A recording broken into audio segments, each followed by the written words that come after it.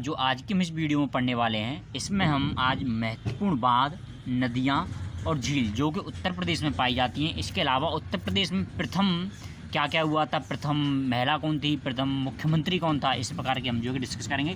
तो चलिए सबसे पहले हम बांध के बारे में डिस्कस करते हैं कि उत्तर प्रदेश में महत्वपूर्ण बांध कौन कौन से हैं। तो यहाँ आप देख सकते हो कि सबसे पहला बांध यहाँ पे आपका ओबरा बांध है, जो कि रेहंड नदी पे है। इसको जो है कि रेणुका नदी भी कहते हैं। और इसके पास जो निकटतम शहर है उसका नाम रॉबर्ट्सगंज है। अब दोस्तों ये रॉबर्ट्सगंज कौन से ज़िले में पड़ता है? ये आपका सोनभद्र ज़िले में पड़ता है। तो यहाँ आपको दो चीज़ें ध्यान रखनी है कि ये जो ओबरा डैम है और ये रेहंड डैम है, ये दोनों ही सोनभद्र ज़िले में पाए जाते हैं। बशर्ते दोनों में अंतर ये है कि ओबरा आपका ये रेहंड नदी रेणुका नदी पर है और जो रेहंद बांध है ये आपकी रेहंद नदी पर ही है, जो है कि सोन नदी की ट्रिब्यूटरी है।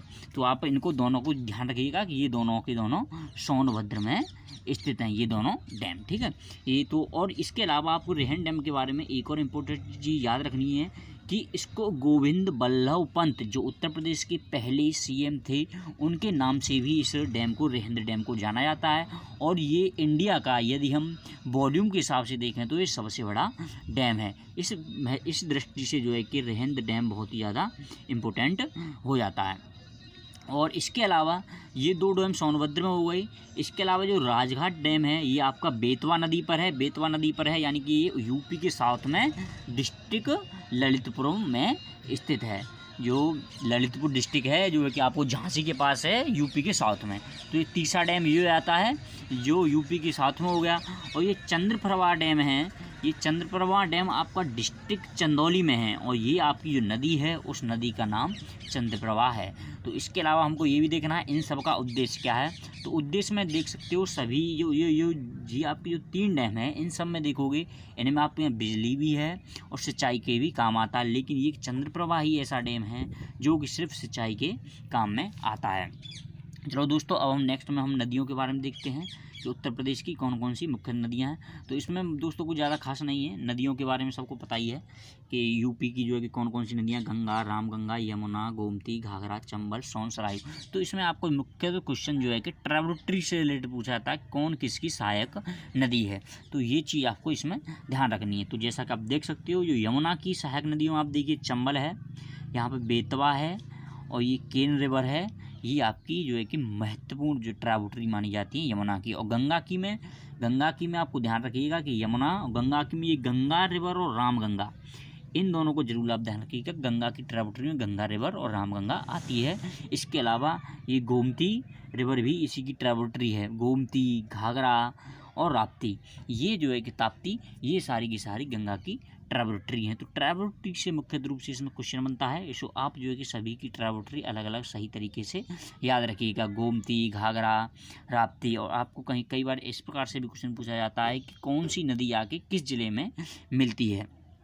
जैसा कि आप देख सकते हो कि जो घाघरा रिवर है, यहाँ पर जो घाघरा रिवर है ये जो है कि आपके बिहार में जाके मिलेगी। और यमुना में ये फिरोजाबाद में, ये जो चंबल है ये आपको औरैया में जाके मिल रही है। तो इस प्रकार को आपको नदियों से रिलेटेड सारे क्वेश्चन देखने होंगे। और आपको देखिए ये और इम्पोर्टेंट है इसमें जो है कि यमुना की एक जो आपको रिवर दिख रही है यहाँ हिंडौन रिवर, ये यमुना की लेफ्ट साइड से ट्रिब्यूटरी है, यानी दाईं तरफ से यमुना की ट्रिब्यूटरी देखो तो हिंडौन रिवर है, जो कि सहारनपुर होते हुए और यहाँ पर गाजियाबाद से होती हुई उत्तर प्रदेश में गौतम बुद्ध नगर के पास मिल जाती है। तो दोस्तों इससे रिलेटेड क्वेश्चन आपके यहाँ पर बन जाते हैं सारे। इसके अलावा आप देख ली सारी उत्तर प्रदेश की झील्स के बारे में। यहाँ पे आपको झील्स के बारे में देखना है। तो झील्स में आपकी ये बरुआ सागर झील है। बरुआ सागर झील आपकी झांसी में है। और रामगढ़ ताल है, ये देवरिया में है, जो पहले गोरखपुर में पड़ता था। गोरखपुर से देवरिया को अलग कर दिया गया था। ये देखो ये बहुत इंपॉर्टेंट है, इसको जरूर ध्यान रखिएगा। ये बहुत बड़ा ताल है। ये रामगढ़ ताल 1800 एकड़ में जो है कि स्थित है। तो ये अपने आप में बहुत ही बड़ी जगह हो गई रामगढ़ ताल। मुझे लगता है ये यूपी की सबसे बड़ी झील मानी जाएगी रामगढ़ ताल। और ये केथम झील है, ये जो है कि उत्तर प्रदेश के आगरा में है। और यहाँ पे जो है कि ये 7.5 स्क्वायर किलोमीटर में है। तो इसका कोई ज़्यादा एरिया नहीं है। तो ये आपकी 3 महत्वपूर्ण झील हो जाती हैं उत्तर प्रदेश की। चलो नेक्स्ट चलते हैं। अब हम कुछ महत्वपूर्ण ये बहुत महत्वपूर्ण है, यहाँ पर किस प्रकार से उत्तर प्रदेश में बिजली का उत्पादन हो जाता है। तो दोस्तों यहाँ आपको जो ध्यान रखना है, इसमें आपको ये ध्यान रखना है कि एक तो उत्तर प्रदेश में ये आपका ये परमाणु वाला है, ये परमाणु के द्वारा जो है कि बिजली जो है उत्पादन की जाती है। और इसकी जो क्षमता है, इसकी आप क्षमता के बारे में बात करेंगे तो इसकी क्षमता है आपकी 440 मेगावाट, ये नरोरा वाले की। इसके अलावा जो आप एनटीपीसी सिंगरौली देख रहे हो, ये एनटीपीसी सिंगरौली सोनभद्र में है। सिंगरौली इसका नाम इसलिए रखा गया क्योंकि सिंगरौली में ही जो है कि कोयला भी निकलता है। यहाँ पर सिंगरौली की खाने भी हैं जिससे कोयला निकलता है, इसलिए इसको एनटीपीसी सिंगरौली कहा गया। और ये भी उत्तर प्रदेश के सोनभद्र ज़िले में स्थित है। इसके अलावा आपको इसमें ये ध्यान रखना है कि इसकी जो पावर है, पावर जनरेटिंग कैपेसिटी है, वो उत्तर प्रदेश में सबसे ज़्यादा है, जो कि 2015 मेगावाट है। तो इस प्रकार से इसके अलावा जो आप नीचे देख रहे हो, ये दादरी, फिरोज गांधी, ऊंचाहाट, टांडा, ये सब घटते हुए क्रम में है। यानी कि एनटीपीसी सिंगरौली 2015 मेगावाट पे सबसे ज़्यादा है। इसके बाद जो है कि एनटीपीसी दादरी जो कि जीवी नगर में स्थित है, इसकी जो है कि क्षमता आपकी 1820 मेगावाट की है। ये आपकी एनसीआर में स्थित है। ये एनसीआर की जितनी भी डिमांड होती है दिल्ली की पावर की, वो इसको प्रोवाइड कराता है। एनटीपीसी फिरोज गांधी ऊंचाहार में है, इसकी जो है कि कैपेसिटी आपकी जो है कि 1050 मेगावाट की, ये उत्तर प्रदेश की रायबरेली में स्थित है। इसके अलावा जो एनटीपीसी टांडा है, ये आपका अम्बेडकर नगर में स्थित है। तो आपको महत्वपूर्ण तरीके से आपको ध्यान रखना था, क्योंकि ये वाला नरोरा वाला था, ये न्यूक्लियर पावर था, इसलिए इसको अलग श्रेणी में रखा गया है। इसके अलावा 3 ये जो है कि एक ही श्रेणी के हैं, और इनमें से सबसे महत्वपूर्ण जो है कि एनटीपीसी सिंगरौली दादरी है। तो दोस्तों इसके बारे में आपको पता लग गया। अब हम नेक्स्ट चलते हैं और उसके बारे में देखते हैं कि नेक्स्ट वाली स्लाइड में क्या है।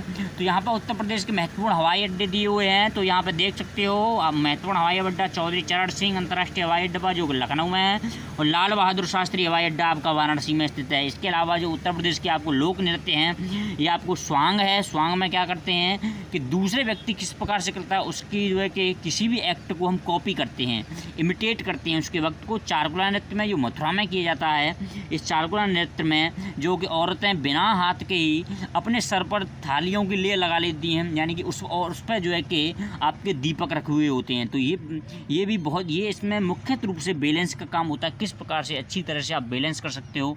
आप चारकुला डांस में बैलेंस की जरूरत होती है।